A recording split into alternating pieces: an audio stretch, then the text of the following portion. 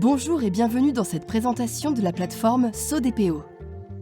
Dans cette vidéo, nous vous présenterons les différentes fonctionnalités qui vous permettront de suivre l'avancement de votre dossier et de le compléter. Vous trouverez notamment les actions à mener pour corriger les non-conformités détectées à travers vos réponses aux différents formulaires. Vous pourrez ajouter entre autres les sous-traitants que vous aviez identifiés ou les formations suivies par votre personnel pour les sensibiliser à la protection des données personnelles. Je vous propose de découvrir dès maintenant les différentes rubriques du menu vertical à gauche de votre écran. Nous avons tout d'abord le tableau de bord. Le tableau de bord vous permet d'avoir une vision globale et rapide de votre dossier. Il reprend l'avancement de votre registre de traitement, les différents échanges comme les mails, les entretiens téléphoniques, les actions à mener et leurs avancements, avec des statuts tels que, par exemple, pas commencé, en cours ou terminé. Le pourcentage de mesures de sécurité mises en place par rapport à celles attendues. Votre nombre de sous-traitants et le pourcentage de conformité de ceux-ci. Votre nombre de salariés concernés par une sensibilisation au règlement à la protection des données personnelles et le pourcentage des salariés formés. Et enfin, votre suivi des demandes de droit d'accès et de violation des données.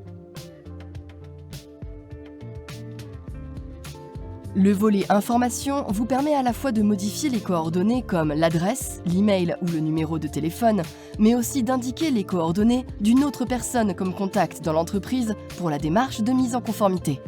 Dans la rubrique Formation, vous pouvez déclarer un salarié en indiquant uniquement les 3 premières initiales de ses noms et prénoms. On pourra ensuite renseigner une formation et sélectionner dans le menu déroulant le salarié concerné.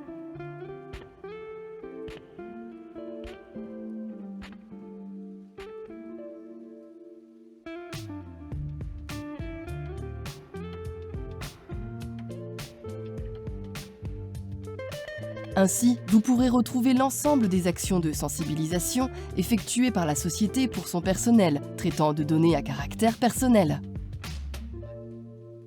Dans la rubrique Échanges clients, vous retrouverez sous forme de liste les différents échanges avec CODPO, et notamment les emails reçus ou les appels téléphoniques. En plus des dates, thèmes, sujets ou objets, vous pouvez relire le contenu des emails en appuyant sur la bulle bleue. Vous noterez que vous pouvez utiliser dans le menu vertical l'icône enveloppe, envoyer message au DPO, pour envoyer un email plus rapidement. Le registre est un point central dans votre démarche de mise en conformité. Sa rubrique est composée de 2 parties. Les traitements et mesures de sécurité, au nombre de 11 dans notre exemple, et les actions à mener, au nombre de 52.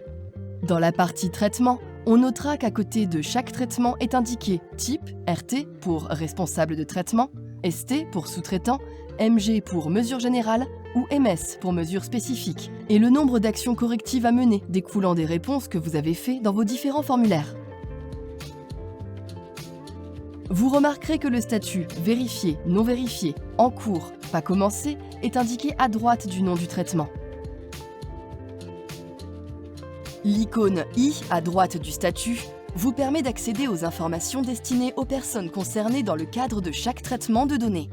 À l'ouverture, nous retrouvons l'ensemble des informations que la CNIL vous demande de transmettre lors de la collecte des données. Vous devrez toutefois compléter le caractère obligatoire ou facultatif des familles de données collectées dans la partie prévue à cet effet. Vous pourrez bien entendu le télécharger pour le donner à la personne concernée si nécessaire.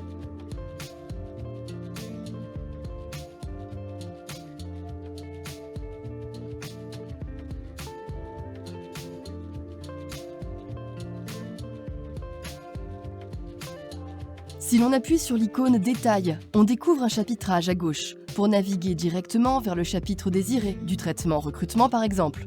Sélectionnons le chapitre Durée. Nous arrivons bien dans cette partie du traitement et en appuyant sur le bouton Durée, on affiche les durées de conservation recommandées. Il est essentiel d'ouvrir cette fenêtre pour infirmer ou confirmer le respect de ces durées pour les données objets de ce traitement.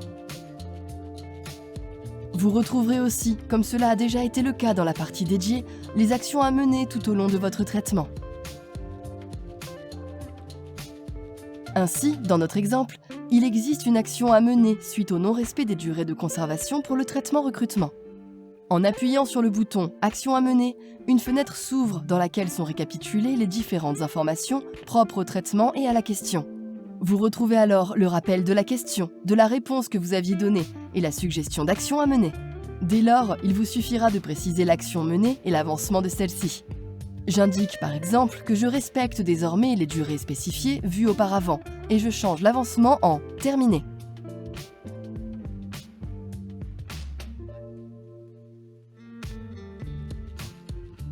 Je vous propose maintenant de revenir à « Registre » en fermant la fenêtre dédiée au traitement recrutement. La seconde partie de la rubrique « Registre » est « Actions à mener ». Dans la partie réservée à la liste des actions à mener, vous pourrez modifier leur avancement et indiquer les actions réalisées. Je vous rappelle que c'est cette même liste que nous retrouvons dans le tableau de bord vu précédemment. Si nous modifions la première action, nous pouvons stipuler avoir terminé la rédaction de la charte informatique, et alors l'avancement passe à 100%. Nous allons nous intéresser maintenant à la rubrique sous-traitant. Elle se renseigne à partir des retours de vos sous-traitants. En effet, suite au retour de tous vos formulaires, nous avons envoyé un email type, dit mail type sous-traitant, que l'on peut retrouver d'ailleurs dans les échanges clients.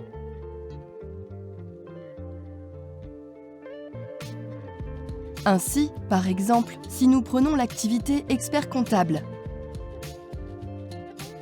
nous pouvons la renseigner sur le nom, la localisation des données et ajouter le fichier du DPA, Data Processing Agreement, ou accord de traitement de données en français.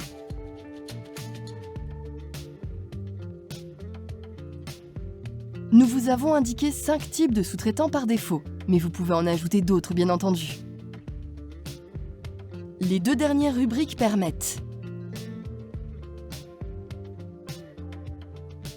de créer une demande de droit d'accès, puis de renseigner son avancement et sa clôture. Et de déclarer une violation de données, puis de renseigner son avancement et sa clôture. Mais attention, ces volets devront se faire en étroite collaboration avec nous pour vous expliquer et maîtriser les processus. Voilà, nous en avons fini avec ce petit tour d'horizon de la plateforme SODPO. Comme vous pourrez le découvrir au travers de vos navigations sur cet outil dédié à votre entreprise, l'essentiel de l'utilisation de SODPO peut se résumer aux 6 points suivants.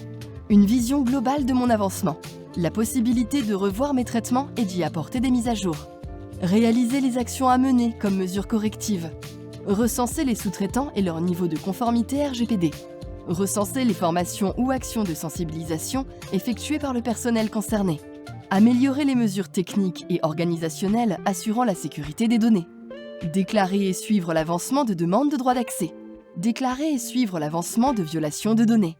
J'espère aussi que cette petite vidéo vous permettra d'appréhender au mieux la prise en main de la plateforme pour la mise en place de votre démarche de mise en conformité.